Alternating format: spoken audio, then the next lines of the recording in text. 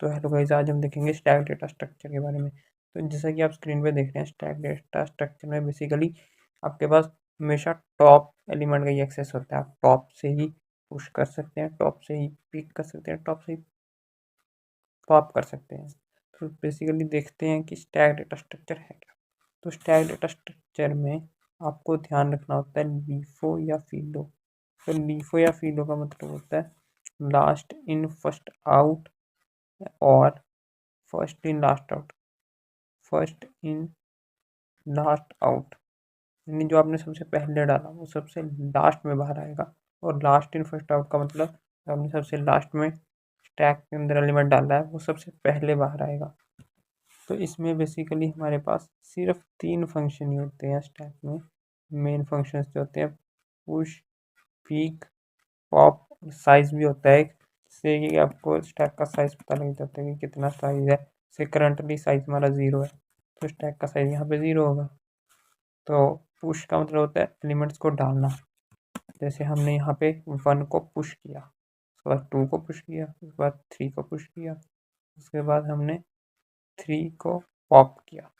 तो आपको अगर यहाँ पे 1 चाहिए तो आपको पहले 3 को पॉप करना पड़ेगा, फिर 2 को पॉप करना पड़ेगा, तभी आप जाके 1 का एक्सेस आपके पास आ पाएगा, तभी आप 1 को एक्सेस कर पाएंगे। इसलिए लास्ट इन फर्स्ट आउट या फर्स्ट इन लास्ट आउट कहते हैं, मतलब लास्ट इन फर्स्ट आउट। जो आपने सबसे लास्ट में डाला था 3, वो आप सबसे पहले आउट कर सकते हैं, वो आप सबसे पहले निकाल सकते हैं, पॉप कर सकते हैं। निकालने को कहते हैं पॉप करना। जब आप पॉप करते हैं तो आपके पास जो एलिमेंट आप जो एलिमेंट स्टैक के टॉप पे होता है उसके आपके पास वैल्यू भी आती है, और वो स्टैक में से रिमूव भी हो जाता है। उसी के साथ मिलता जुलता एक फंक्शन है पीक।